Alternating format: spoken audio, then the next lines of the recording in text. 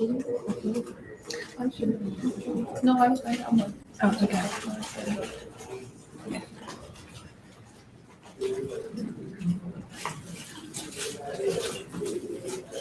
Do you do live podcasts too?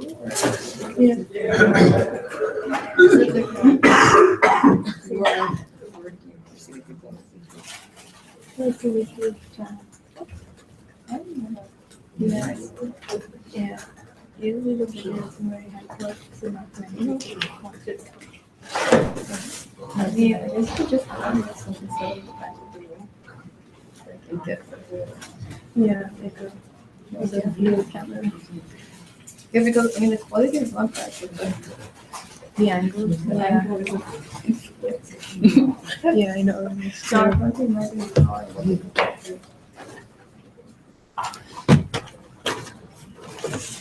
No, I'm just kidding. Like, is it like, what is the name of the channel? This. I think it's Stanford NetSeminar or something like that. If you just Google for it. Yeah.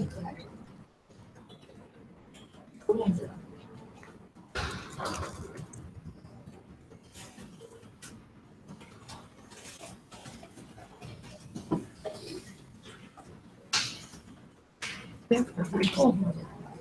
I'm gonna join. Like, okay.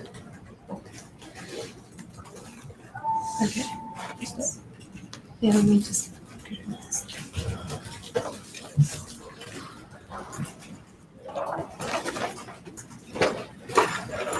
Any interest?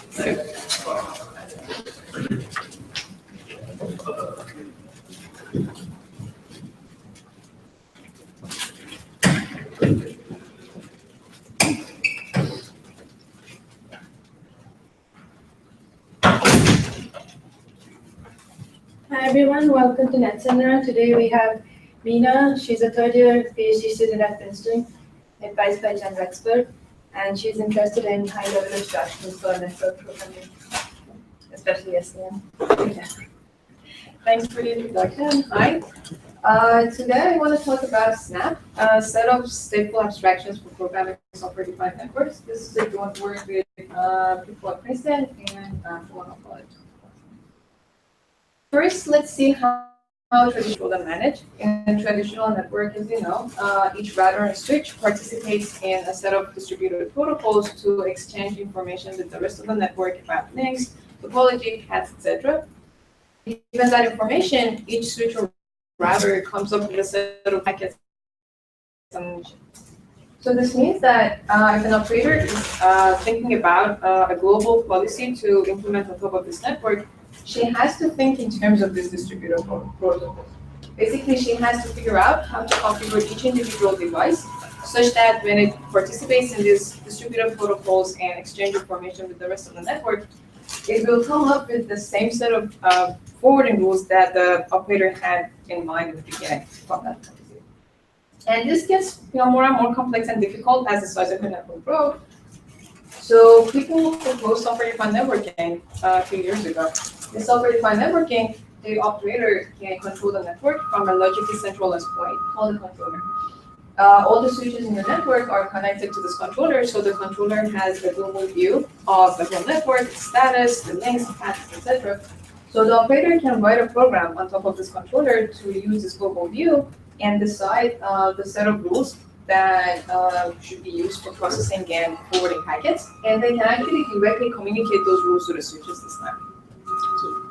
I sort of have a question about those two slides. It seems that they're really dealing with two different things. The first one was like the management plane. This is like the control plane, and people have done this sort of I don't know what you call it, SDN of the management plane, where they have centralized configuration controllers, right? And this has been done for years, and you see it now with things like like ONAP and et cetera, where they just use like whatever netconf. They still configure the devices, but it's not a human that's doing it. It's like software that's doing it based on some policy that they can create. So, but I guess it seems that these things are addressing different problems. Like one's control plane, the other's management plane.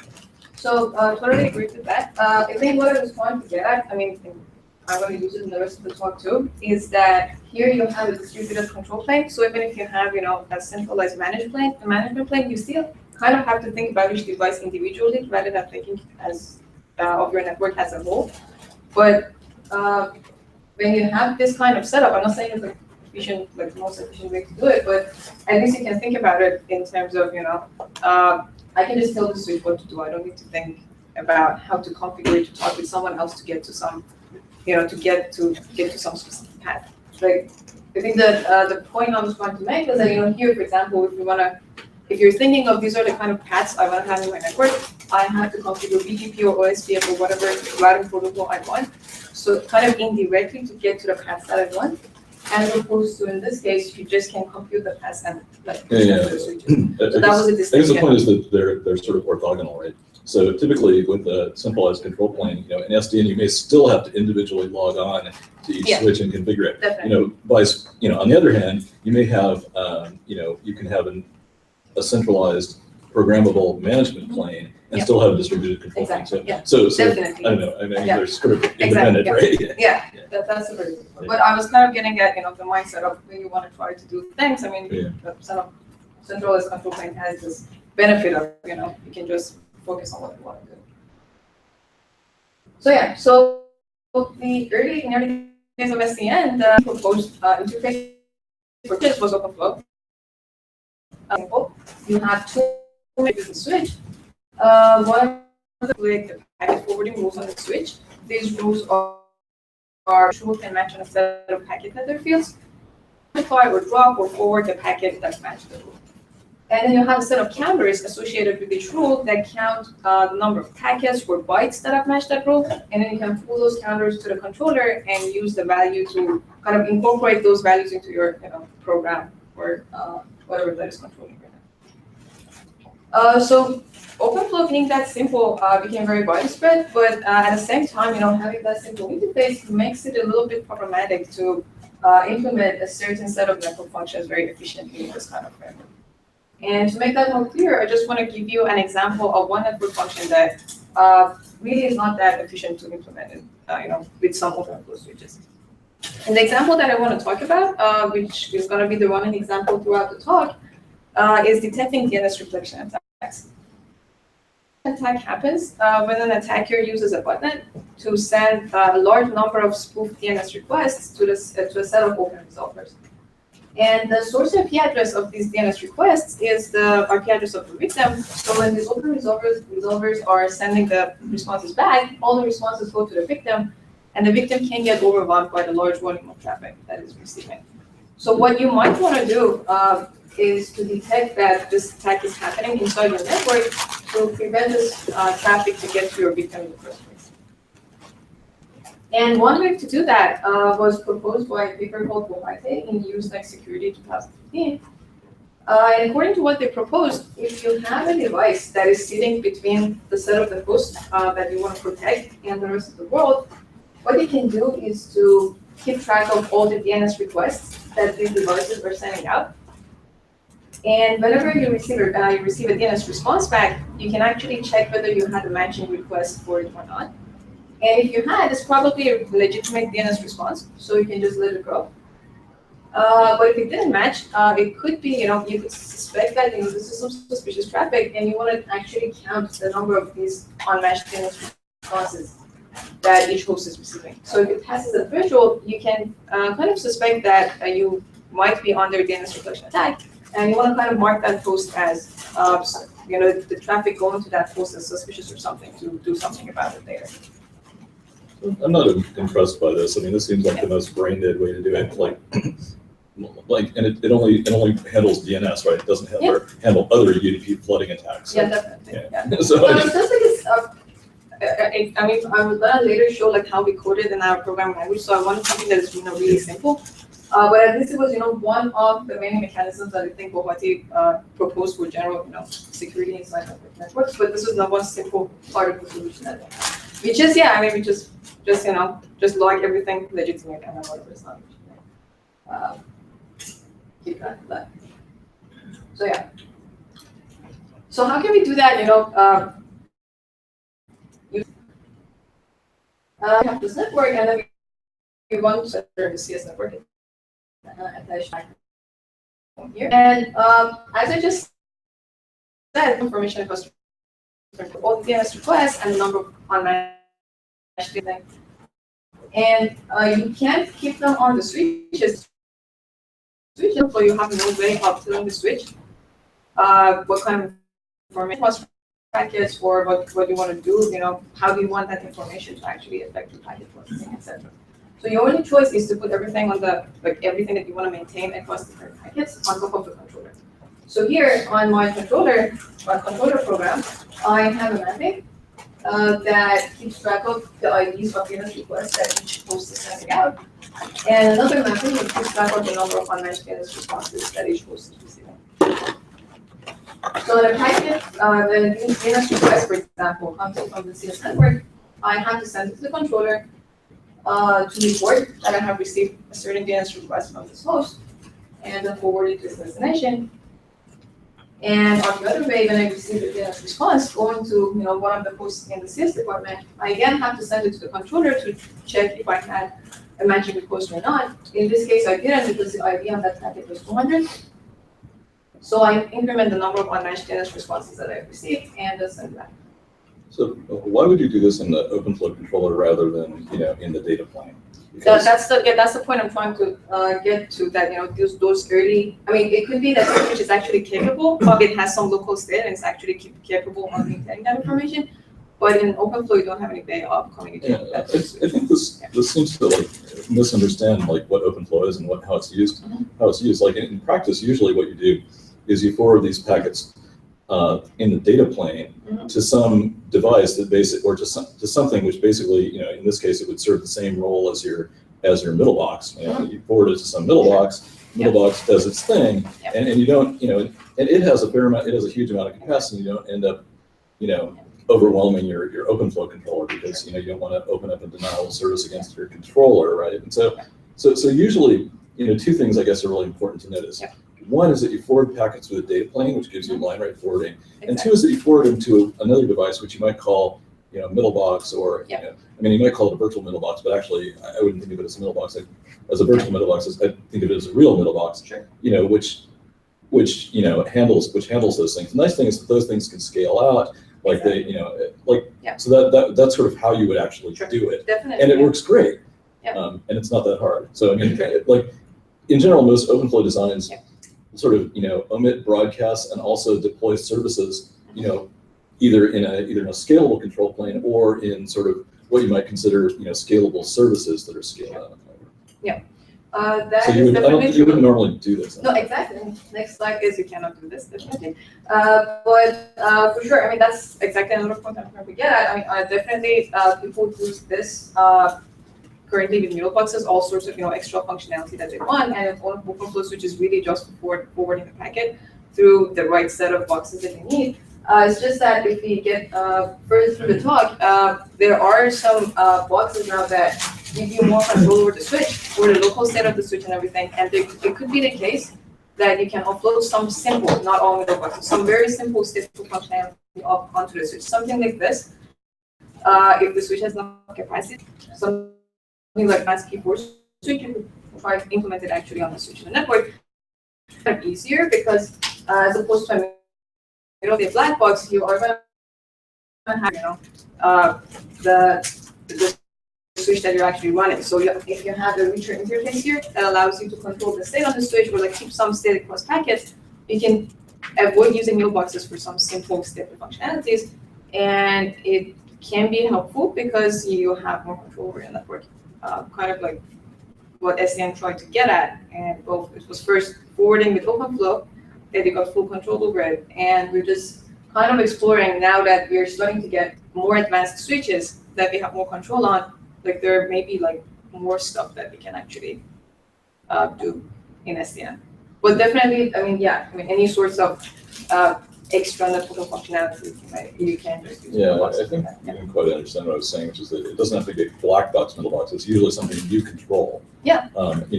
And the whole point is that you want to sort of optimize your end-to-end system design and Yeah. put it where it's the cheapest in terms of money, cycles, power, Yeah. et cetera. And That's what we're trying to do too. I mean, we're trying to find an abstraction that we can talk about the kind of functionality that we want and then distribute it across the network.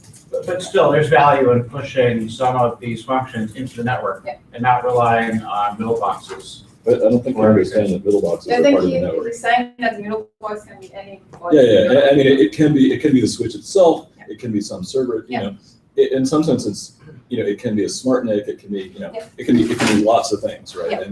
And if you have a good, I mean, I think people often make this mistake of confusing OpenFlow with ways, sort of confusing policy and mechanism. Sure. OpenFlow is a mechanism, doesn't enforce policy, and Sure. all it simply does is it basically cracks open the control plane from the switch. That's all it does. But Nothing more. the only way it gives gives people control over the switch is just by the match action rules, right? I think the point I'm trying to make is that it's kind of trying to get a unified control plane, basically. So if you had Yeah, the box that I has a understand doing full control on, the yeah. data plane is, but please continue. Yeah, okay. I just find it's a recurring Yeah. frustration with this, all this motivation that I think is kind of is misleading to people. So yeah, as was just mentioned, this is definitely not practical. People cannot do that. They can't keep sending like every single packet, like every single DNS packet to the controller. So really, this kind of design doesn't fit the boxes or like functionalities, mailbox functionalities or network functionalities that need per packet state processing. Meaning that if you want to maintain some state across different packets and then decide to do what you want to do with the next packet based on the state that you just, for example, got updated from the previous packet. And there are actually a lot of simple, stateful network functions that need this kind of processing. Just looking at the literature, we found like a lot of examples of security, monitoring, etc., that needed this kind of simple state tracking. So what is the thing that people typically do, or what is the opportunity here to actually do this correctly, is using the local state on the data plane. Just focusing on switches and routers, they usually have local state on the data plane, like a switch that is keeping the mapping between MAC addresses and ports. It's that on the fly. The only problem here is that switches or routers or boxes that they might have has typically been very customized to what that box has been doing. They really didn't give the right control to the operator. Basically, it has to be updated. But recently, there have been a lot of proposals for switch interfaces that actually allow programmatic control over the local state of the switch to the programmer. Basically, they expose some part of the local state of the switch to the programmer to control. For example, the programmer can define an array of registers and then specify how they should change when the packets go through the switch and how that the value of those registers should affect the processing of packets. An examples of those would be P4, POP, OpenState. And some vendors have started to actually implement these interfaces like Barefoot, NetSeminar, Xilinx, and even there have been research efforts to translate from P4 to OpenV switch. So it's actually starting to get more and more popular. So that kind of looks like that it has solved our problem completely. Now we just have all the switches in our network and they have a local state. So I'm all good. I can just use the local state on the switches to implement whatever stateful network functionality that I have, and just avoid going to the control plane altogether. But then the other problem here is actually managing all of these switches together. This opportunity is there, but still the programmer is facing a network of stateful switches, and she has to decide how she wants to use this local state to implement her desired network functionality. Does she just want to use one switch and put all the stateful functionality there? Does she want to use a set of switches and distribute the stateful functionality? And if she decides to distribute, how does she want to make sure that the packets route through the right set of switches, etc.? And this is the actual problem that we're addressing here. And our proposal is Snap.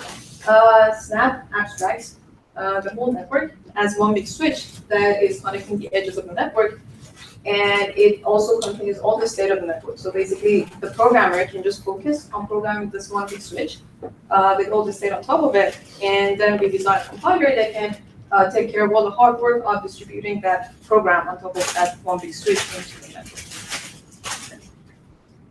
So first, I want to talk about the language, and then about the compiler. So a Snap language is just a packet processing function, but a Snap program is just a packet processing function, meaning that a function that decides what to do with the packet. And a packet processing function, as we talked about, can be either stateless or stateful, and I'm going to give examples of both.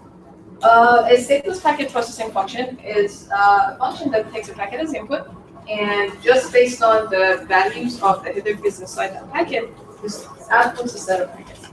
And if the set of packets is empty, the set of output packets is empty, it means that decided to drop the packet. If the function wants to either let the packet go or just modify a few fields, this output set is going to be just one packet.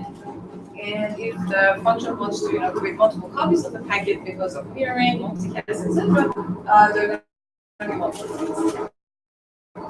Here is that in a set this function, the packet is the values inside the packet is processed independently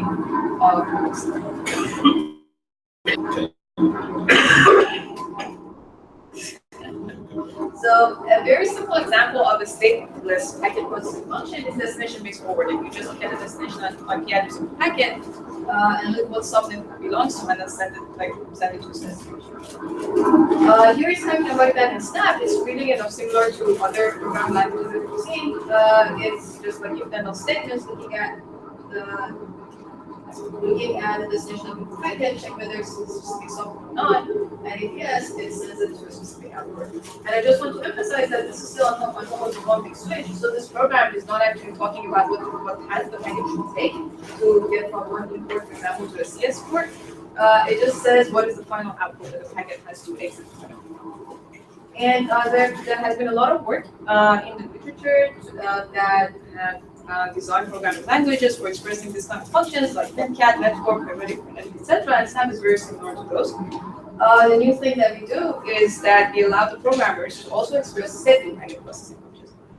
So as I just said, in Snap we have this one big switch that can maintain state across packets, and that's the switch that we want to work with, right? So a stateful packet processing function, or a Snap program, takes a packet as well as the current state, and outputs a set of packet and the updated state. So the Snap program can actually decide what to do with the packet, both based on the information inside the packet itself, the header field, and also the current state of the program. So yeah. Is this a state switch or a distributed state over? So on the programming language level, you're just thinking of one switch. You're thinking as this is all the state that I have on my network. So for the programmer, they really don't need to think where in the network this state is going to go. They just think about the functionality that they want. But then actually each piece of this state actually is going to reside on the switches inside the network. So it is going to get distributed in the end by the compiler. But on the language side, the programmer doesn't need to think about that. Yeah. So here's how we can write our DNS reflection detection. That was a stateful packet processing function in Snap. And what I have highlighted here is what we call state variables in Snap. That is actually the information that we want to maintain across different packets. For example, we have seen, and each of these state variables is actually kind of like a key value store. It's a mapping from a set of header fields to a set of values. For example, scene is basically the state variable that is going to keep track of our DNS requests. It is a mapping from an IP address that is supposed to be our host IP address, and an integer that is going to be the ID of the DNS request, to a boolean that shows whether we have seen this DNS request from that IP address or not. There's unmatched, that is a mapping from an IP address to an integer that shows the number of unmatched DNS requests, DNS responses for that IP address. And then there is a very simple state variable called sus, short for suspicious. That is a mapping from an IP address to a boolean value. that shows whether, that IP address have passed this threshold of DNS, unmatched DNS responses. And the only reason we have that is that you're not looking at mitigating this in any way, so this is going to be a way to signal the other parts of your program.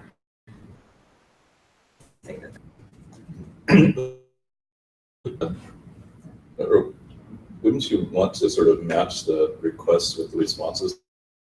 Is to have a matched or to update unmatched, or maybe it's just yeah, I'll go through it one this is line by probably line. just a simple sketch of the whole code, I assume. It's Because a very otherwise- simple thing of Yeah. a simple way to describe that approach that I. Because otherwise, someone could just reflect Google.com, a common thing, which is going to be insane, and this wouldn't catch it, right? But this is per IP address. So basically, it's you have a set of hosts that you're protecting, and these hosts are sending out DNS requests, and they might receive a large number of DNS responses back. So for each host separately, you're going to keep track of how many unmatched DNS responses you're receiving. So for each host, Right. I guess my point is that this doesn't detect matched flag. it actually does. Let me walk through it. I'm going to walk through it line by line, and if it didn't answer your question. Okay. Yeah. So That's not really important, but okay. In the beginning, the program just checks if the packet is coming from the CS network, checking the source IP is CS network, and it is a DNS request packet by checking the destination port. And if it was, I'm just going to record in the state variable that I've seen a DNS request from that IP address. Right? If the packet was a packet that was going into the CS network and it was a DNS response packet, when looking at the source port, I would look at the synset variable to see if I have seen a request before from the destination IP address of this response. And if I hadn't seen it, I'm going to increment unmatched for the destination of that DNS response packet. And if that passes the threshold, I am going to mark the host that is receiving all of these unmatched DNS responses as true, so that you don't have mitigation. And you can take care of that. And if the packet actually didn't match any of these criteria, it means that it wasn't looking just to this specific program that we're writing, so we're just going to let you know that modification. Does this answer your question? Not really. This is very simplified. Yeah. It seems that you should. Actually. It seems that scene. If DNS IDs are reused presumably at some point, and it seems that there's no way for the scene to actually become false, right? So over time, scene will just fill up for all DNS IDs. Oh yeah, I mean, no, I'm not talking, there's going to be a background mechanism of refreshing things and creation, Yeah, I think it's zeroing more things complex. out. That's Yeah, it's yeah, just yeah. like a very simplified version of just talking about the functionality that you want. So we have a program that is going to check our packets for DNS reflection and ties, and another program, the forwarding program, that tells us where the packets should go, and we can put them together to make up a bigger policy. We're using compositional operators. Here we're using sequential composition, meaning that we want the packet to first be evaluated by the DNS reflection detection program, and then by the forwarding program. And this is just simple, very, very simple example. What we envision each snap program to be is actually a composition of a very, a large number of smaller programs, each taking care of a specific task. And actually, we have written simplified versions of all of these, examples that I talked about before, processing snap and compose them together to experiment with our compilers. So they're in any compiler. So there is actually going to do all the hard work.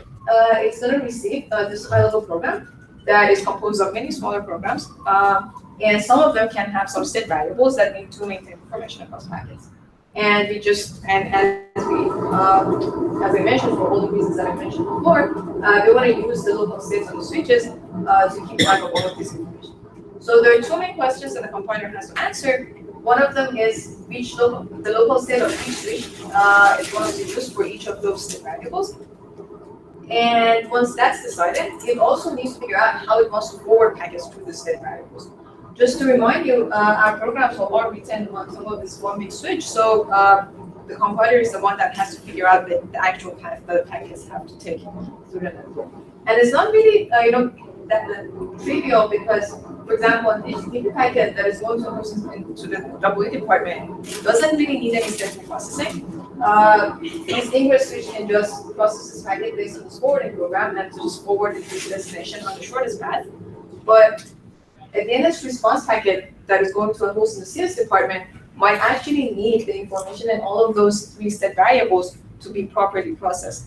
So the compiler has to pick a path that goes through those step variables that that packet might need. So in the first phase of the compiler, we do some program analysis to find some information that helps us answer those questions. More specifically, for each flow, we want to find out whether it actually needs any stateful processing or not. And if it does, what are the state variables that it needs? And second, for the flows that actually need stateful processing, we want to figure out what is the order that those state variables should be visited. And I'm just going to show you an example why this order actually matters. So back to our example program. Yeah. Do you have any replicated state on these switches? Like 2 different switches have the same state and they have to basically make it consistent. No, for all of the complications that consistency, like keeping state consistent, that packet processing rates have, we wanted to avoid that replicating state. So the best thing that we can do here is, so what we did doing the first prototype was actually just putting each state variable on one switch. But the best we can make it better by sharding, like partitioning, because each state variable is a mapping from, like, for example, an IP address to another value. So you can partition that state variable, for example, into 3 state variables, each taking care of a subnet of IP addresses, and then put them on different switches. You basically allocate each piece of state on different switches and then change your routing such that like the packets go through the right state. Does that mean that the switch with the state went down? You're in trouble. Yeah, so that is a very good question, and that's, I think, #1 question we get all the time. And I do agree that you might need like a backup for your state and everything, but that is something that we didn't focus on because we didn't think that it's inherently different from regular fault tolerance mechanisms that you have. Like if you have a Unibox that is keeping state, if it goes down, the state is going to die unless you keep a backup for it. So we didn't really focus on what to do in, if the system goes down, like we didn't implement that. But we see any inherent thing that makes it from other some pieces of state. Yeah, but that's a very good question.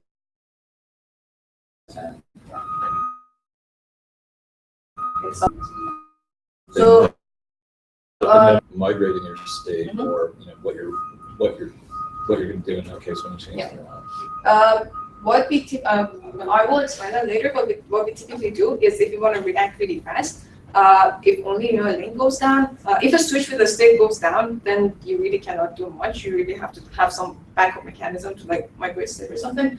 But if some link in the network goes down and you just want to reroute, to react faster, we just keep whatever state placement that we have, and for the moment just find the next best route to satisfy all of our constraints, to go through all the switches that we need.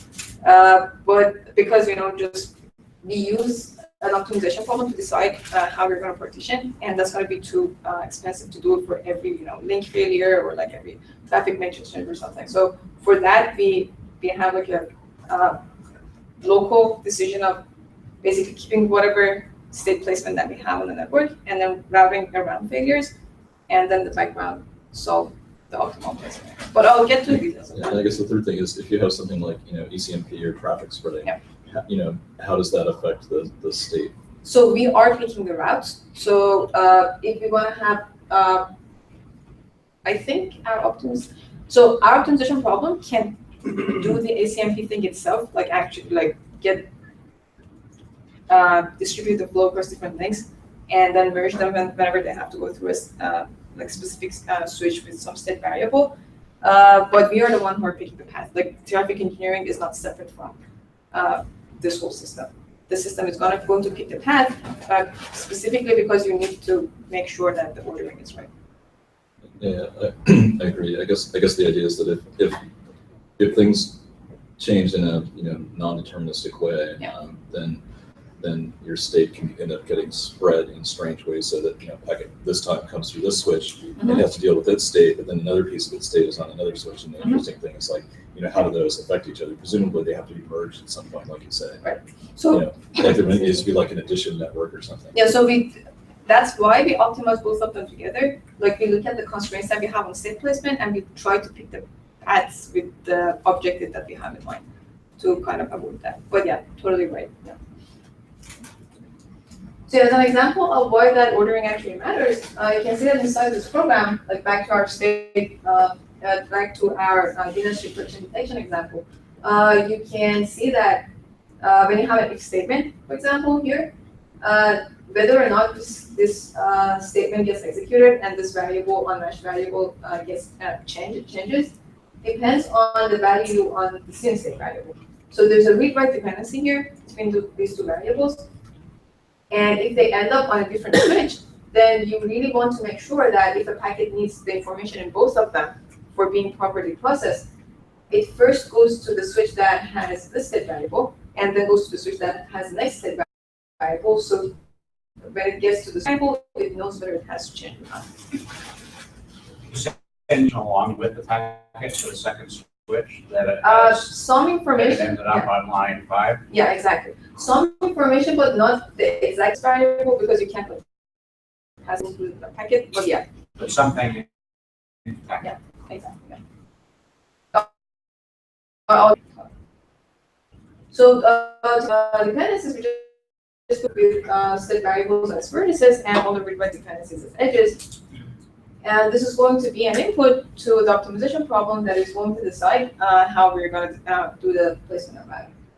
So our optimization problem takes the program analysis results and also the traffic matrix of the network and decides, the placement of value.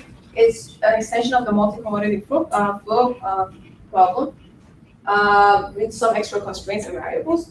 Our constraints fall into two categories. The set of them are random constraints, kind of similar to the multi-commodity flow problem. Basically, you want to have flow preservation, so traffic that is going into the switch has to come out of the switch. Like the same amount of traffic that goes in has to come out of the switch. And you also don't want to assign a traffic to a link that goes beyond its capacity. Yeah. How do you know if this optimization problem is even feasible? Like if a switch, if your network is large and your set of rules are going to be complicated, you don't even know if your optimization problem is going to give you an answer. Yeah, so the only thing that might make the problem infeasible with the link capacities is that you need, for example, a large set of flows to go through one state variable, and then you just don't have the link capacity for that. And to so in that case, if you just want to have a constraint that says you have to stay within link capacities, then your optimization problem might say, no, I can't do this. So what we can do, our optimization problem doesn't do that, but it's a simple change, is that you don't put this constraint, but put an exponential penalty in your objective function for going over the link capacities. So that won't be the preferred answer. If there's any other way to put things inside the network such that you can stay within link capacities, it will do that. But if there's no other way, you have to go over the capacities, and you will have congestion, but then you're just going to be penalized for doing that in your objective. Does that make sense? I just can't understand why on the link capacity. I don't have any example of what can cause the optimization problem to fail. So consider the solution. So suppose we have only one switch, like one station switch, and it has a one Ligonian switch that can handle 1 traffic, right? And then you say that all the flows that come into my network, I mean, it's not a realistic thing, but all the flows that come into my network have to use the set variable, have to go through the switch. And you might have like 100 traffic, right? So this thing, you'll never, you can never. I don't think that was the question. I don't understand. I don't know if that's the only thing. I cannot really understand that this causes optimization problem, not to I see.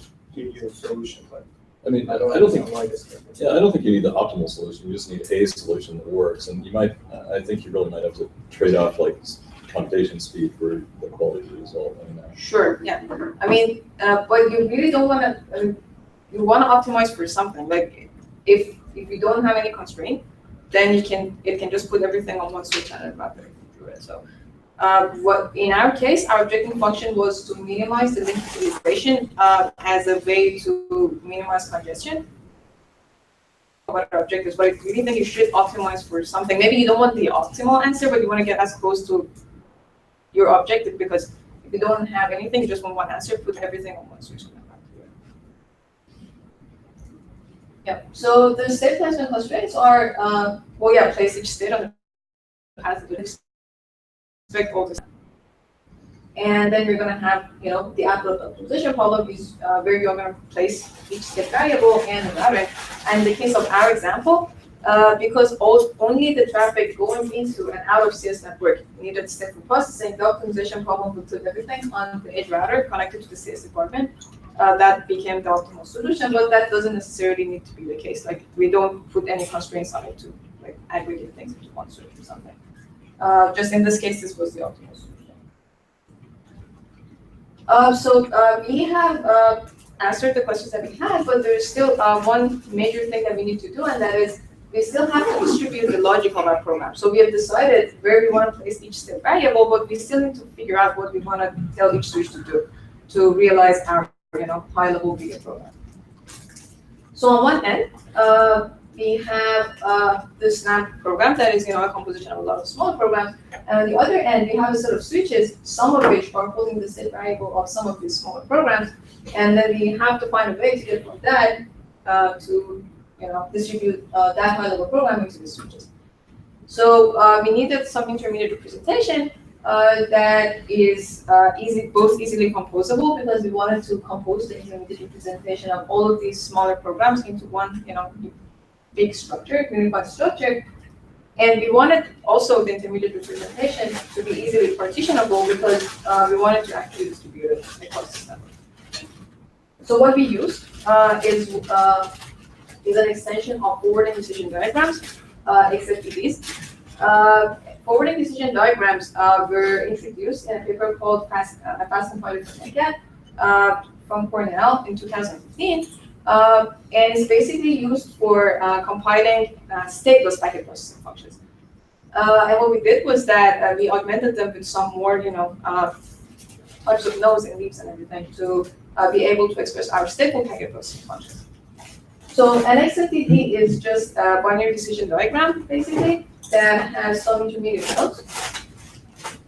These intermediate nodes are labeled like tests on either packet header fields or state variables. And then we have leaves of the tree that are sets of action sequences. So basically, this is, I'm just going to go through a simple example here that just shows you this is a more structured way to represent packet processing functions. Like, it's nothing but a more organized packet processing function. You just use this tree to figure out what to do with the packet. Like, when you receive a packet, you can start from the root, and well, you have this node that is labeled by test. You will test this on a packet. If it passes, you go to the child, to the child that is that is connected with the solid line. And if it was false, you go through the dash line that is the other child that is the false child. So suppose if we get a packet that passes this test, so we actually move towards the next node in the tree, and then we kind of check whether this test passes on the packet or not. If it doesn't, we go down the dash line, and for example, we have a leaf that tells us what to do with that packet. So this is just another way of representing packet processing functions. And what I just wanted to mention here is that we have three types of tests as labels to these intermediate nodes. One of them checks whether the logic field inside the packet is a complete value. The other one checks whether two fields inside the packet has the same value. And the last one checks whether a state variable at a specific index is equal to some value or not. Last two were the things that we had to add to the original attributes to make them work with our stateful programs. I won't have time to go into the details of why we did this, but these were the smallest set of primitives that we had to add to attributes. And I encourage you to read the paper if you want to know more about that. So the way we transform our programs to this intermediate representation is that we create them for all the smaller programs and then put them all together, compose them all together. So here is the XMPD for our DNS representation attack. And again, just to emphasize that this is just another representation for our program, I want to go through one path inside the program and show you how it actually matches the path inside the tree. So in the program, we have a test in the beginning that says, check whether source IP is inside the status network or not. We have a corresponding intermediate node here with that test inside the tree. Then we have a test inside the program to check whether the destination port is equal to 53 or not. We have a corresponding test here inside the tree. And then if both of these tests hold, we want to update the sync state variable. So we have a corresponding action here that tells us to do that. So once we have that, we create a similar structure for our forwarding program and then compose them together into some larger tree that is going to represent, the policy, the overall policy of our network. So once we have that, what if you have some condition based on some action that you did? Will that also fit in? sorry, say that. Like, what if you have a condition based on some value that you changed in an action? Mhm. Does that also compose? So that's interesting. That usually happens when, for example, if you want to sequentially compose this tree with your forwarding tree, like you can think that, there's some action that I want to take, and then I want to check on the field, for example, that this action is changing. And the composition algorithm actually takes care of that. So you have to check for all the conditions that might happen based on this action, basically. So how can I make a good example here? So you'll replace that leaf by another So let's tree say that with lots this, of this action here says that, for example, increment something, okay? And then I want to check on that something here.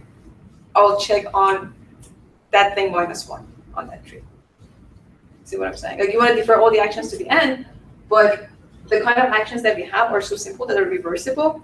So you can check, like whatever condition you want to check, for example, on some state variable, after, for example, some increment has been done, you can check on the current value of it -1, like the end value of it, or no, the current value +1. I see, because you know that it's going That to be is going incremented. to increment later. It's not, it can blow up, like FTDs in general can become exponentially large, but we haven't had that problem specifically in the kind of examples that they looked at. Okay. Great question, thanks. So once we have that big structure that is showing the whole policy of our network, we want to partition that across the network. So the way we construct this XFTDs have two important properties. And actions that are stateless, just check, are gathered on the top of the tree, and the stateful tests are. So it's very easy to partition the tree into part from the stateful part. The other property is that all of the fields and need some, check some state variable or modify some state variable, stick together inside the tree. So basically, we can partition that stateful part into a lot of subtrees where each subtree just works on one state variable. So once we have that, we can easily distribute this, all of these subtrees. We look at each switch. If it is, it was assigned a specific state variable, we give it all the subtrees that are going to work with that state variables. And all the stateless subtrees goes to the input switches because they're at the top of the tree, so and their burden packet is actually coming to the network, so that will be the first thing that the packet is supposed to start. Do you ever have to basically retract some of these states and put them in some other because of some new kind of criteria that has happened in constraint?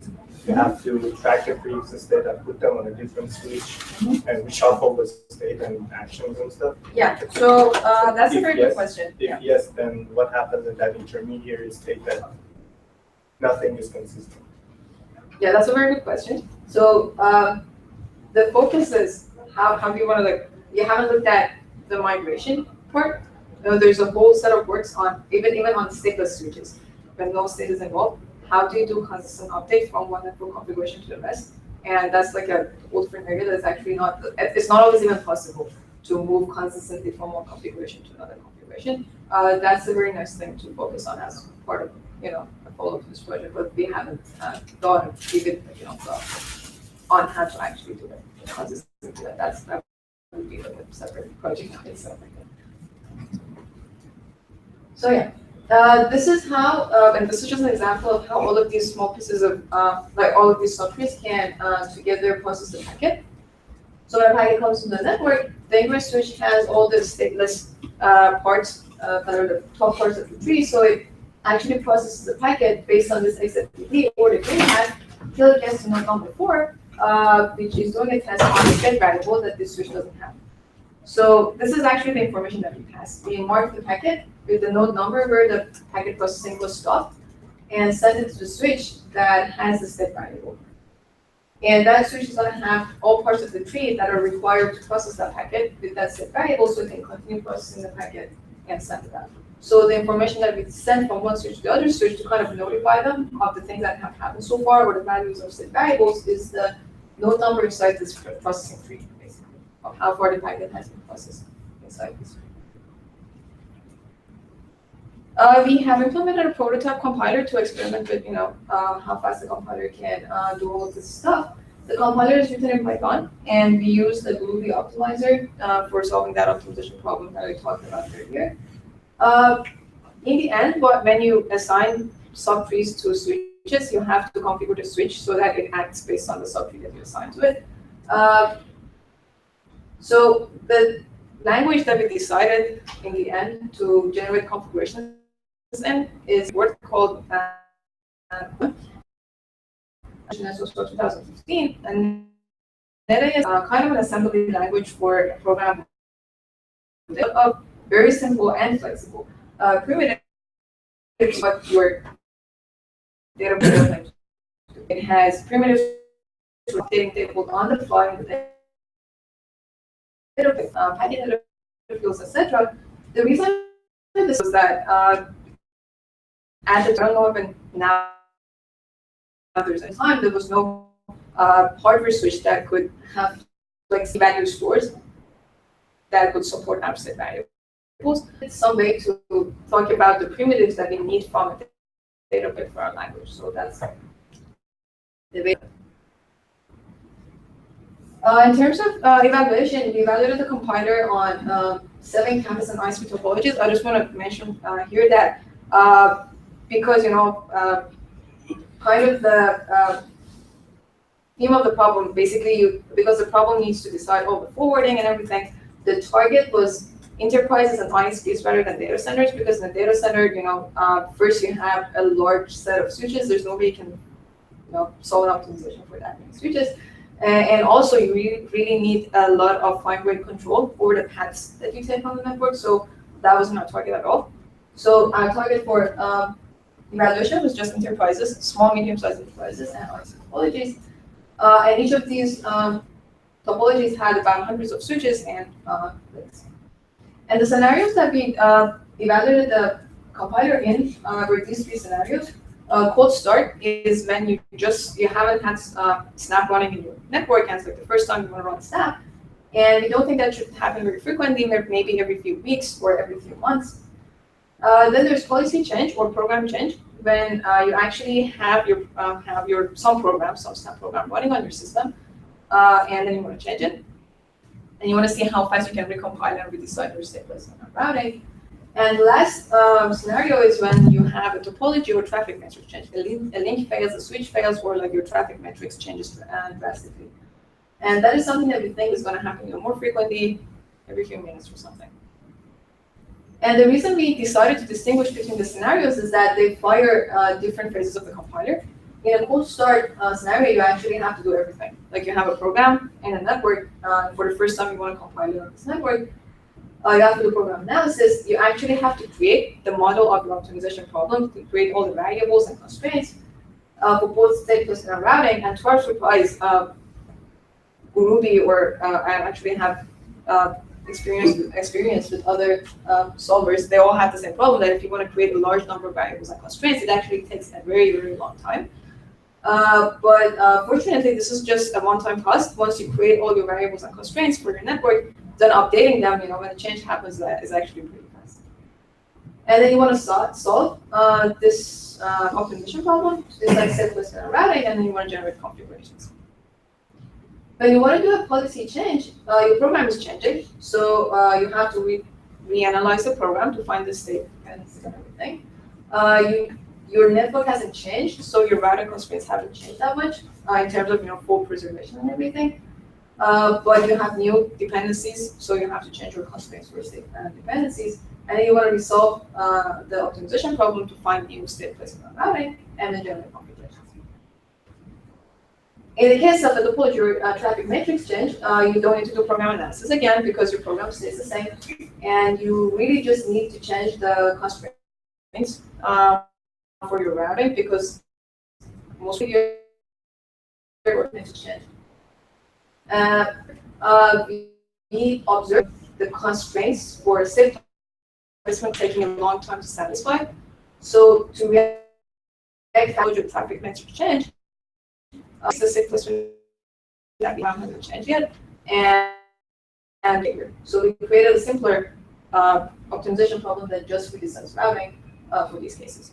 And then we generate the configurations. So which were the phases that took a long time with the Ruby? Was it simply the program analysis phase, the first one? No, program analysis is it's a Python code. These are the two phases that happen in Ruby. But once you do the program analysis and find your input, then you generate variables and constraints based on that. And so typically, like for this kind of networks that we had, the variables and constraints were on the order of millions. And just creating them all at a time in one phase, like in the very, very beginning, that you're just creating them all over the network, took actually like several minutes. So is this implying that you take several minutes to do a topology change? No, so that's what I'm saying. Like the first time that ever that you're running stuff in your network, you have to create a model of your network in terms of your optimization problem. Then when you have that model there, then when a link changes, you just need to like change one or two of the constraints, and that is pretty fast. But creating like millions of constraints the first time actually takes several minutes. How many state variables do you have, and how many routing related constraints? That's a good point. The programs, the result that I'm showing here is for a program that is very similar to the example that we had. So like 3, 4. So the funny thing here is that it doesn't matter how many state variables you have. It mostly matters, the dependency. Like if you have a big chain of dependency, then there are going to be a lot of constraints to capture that.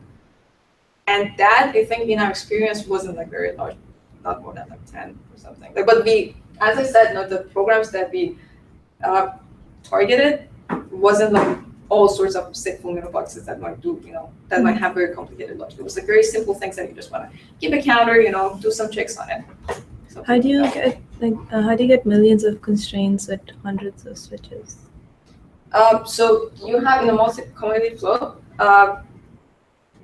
problem specification for each link. So you have one variable for how much traffic for each flow you're sending over each link. So that would be, So for each flow, it also depends on the number of flows. The flows that I think we're doing like pairs of import and output. Okay. So that was like thousands. Yeah. And then we had a bunch of links, and then there is a variable for am I putting the state variable on the switch or not? So there's a binary variable there. And then for the state dependencies, actually that is the part that's what I'm saying, that is the part that is causing a lot of problems, because you want to track for each flow.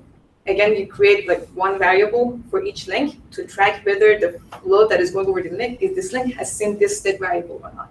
So when you want to place some state variable on some switch, you want to check that the flow that is coming in has seen all the state variables that it depends on. So like there's a whole set of constraints that are generated there. Okay. And that is why in this case, we just decided that we're just going to eliminate all of that. So this is, as I mentioned, the result of running a program very similar to this simple program that we saw as one example.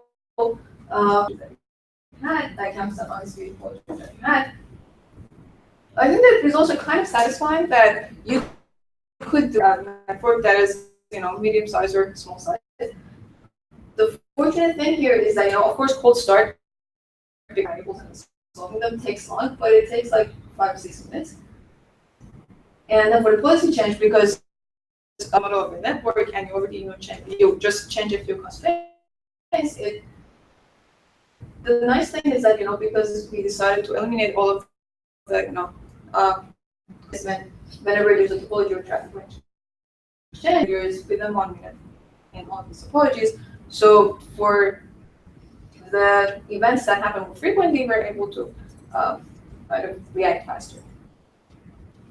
And we did other experiments too about how the compiler scales when the size of the network grows and when the number of state variables is increased. So specifically in this case, when we increase the size of the network and then like saw how the compiler computation time is increasing, the curves were close to exponential, and this is of course something that you expect because the placement that this optimization problems that can be complete. But again, of course you can't do it for like a huge network, but again, we think that we saw promising results for networks that are of modest size, small size, medium size, like hundreds of switches. And in an enterprise setting, you are not going to do very complicated, again, stateful processing. So we think this is promising for those kinds of networks. And in the case of the number of state variables case, as I mentioned to Lavanya, we figured that actually the chain, but the dependency length is actually more important than the number of state variables. So in terms of related work, there are multiple goals that we had in the project. We wanted to have a language for exploiting the programmable state of the data plane. We wanted it to be network-wide, basically, for networks that people just want to think about the functionality that they want rather than how it is implemented. And we wanted to keep the state on the data plane, and we also wanted to do placement and routing jointly because we thought that it's going to be, a more reasonable way of optimizing placement and routing together. So the closest work that I think to Snap is Stateful that was published in 2016, kind of concurrent to the project that we had. They had similar goals. Specifically the first week, they wanted to exploit the programmable state on the switches, and they wanted to use it in plain state, and they also have this one big switch abstraction. But the kind of state variables that they use is very simple. It's just like one array that can be indexed by integers, as opposed to like our state variables are kind of key value mapping, Reacher. So one of our programs, if translated to their programs, can get exponentially bigger. But of course, for them, they can actually use the state on P4 switches, like current switches, to implement their programs, but be clear. And I think the main difference between the two has been, the kind of optimization that we decided to do. Like we decided to actually distribute the state across the whole network, and therefore the placement and routing jointly. They have decided to put the state on the edges, and so the optimization is basically trying to reduce the number of rules that they need on the edge to support all kinds of, That sort of makes sense because your abstraction is a big switch anyway. So, Yeah. so logically, it should be fine to put it on the edge, regardless to that. Yeah. So the thing is, they're keeping everything on the edge, so they copy of everything on the edge. So in order to deal with the inconsistency, now I have to refresh my mind. Deal with the consistency to figure out all the possible configurations that put the different values of state. Observe that equations usually share a lot of rules. So their optimization was, how can I create an edge that can doesn't have a state. I think it's a very cool idea. It was just a concurrent work that to another close work is kinetic. It also gives kind of a abstraction for stateful kind of stateful programs. But it keeps all the set on the control plane, so it doesn't deal with all sorts of problems that you need to do. And in the interest of time, I'm going to just very briefly mention the other two categories. Another category of work on programmable data planes is actually how I can program one stateful switch. And there are a very cool set of works there. There's Domino, there's OpenState, there's Fast, and they all give you some abstraction for one switch, like one single switch, and they're all complementary to our work. If they can support key value mappings, we can use them as a target for Snap. And then there is a whole set of works in the mailbox community for placing mailboxes across a graph and actually route through them. And I think, the goals of the two projects are different, but in terms of optimization, I think they didn't do joint placement and optimize them together. Usually they had different phases for placement. Seems there's another set of work that can do similar things, and that's kind of what you might consider kind of active networking type approaches, where you or like in-band network telemetry or tiny packet programs, where when you go through a switch, it triggers some rule that increments a value in the packet, and then at the end you just read them all out and decide whether or not to block it. Yeah, that's very interesting. I actually have to look more into this. Like I've known of active networks, but I haven't done a very Well, I guess more recent example. I mean, they sort of gave up on it at some time in the past, but more recent examples are tiny packet programs and in-band network telemetry is similar. Yeah, exactly. Those are very interesting. I think you're right. Yeah, that could be like a category that's very close to. And did you say you couldn't target P4? Because it looks like you probably could. I'm puzzled as to why you could. You think you couldn't, or maybe I misunderstood what you said. No, so. I guess it seems like NetASM isn't that far from P4's intermediate representation. So the only thing that NetSM has that P4 doesn't is that you can update a table inside the data plane. So you can add an entry to a table inside the data plane itself. You don't need to go to the switch CPU to add an entry to a table. And why it's important is that the kind of state that you're keeping here is kind of like a generalized MAC learning table. Basically, we have state that is a map in between. For example, there are IP addresses to a value. So you can't create in P4. You just need to create registers, arrays of registers that are predefined length. So you can create 2 to the power of 64 registers in a data plane, in a P4 data plane, right? The other way you can do it is to have a table that is, the managed part of the table is the keys of your state variable, and the action actually puts the value inside some metadata or something. Yeah, I think. But then the problem is you can't update this on the data plane if you want to make any changes to this table. I think, okay, two things. Well, one is that I think P4 is evolving to allow you to do that, and thing number one, and the other is that I think you can just use registers, or you can use either registers or metadata, and read that. You don't need to update the table. But how would you define the register? Should we take a question offline? Yeah, well, that was my last slide, the summary.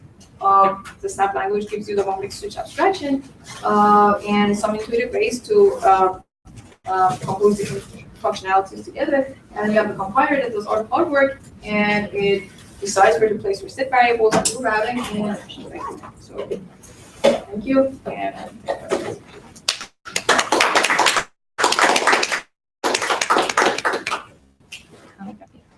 so I was wondering, you have this really neat list of 20 different apps you can do on it.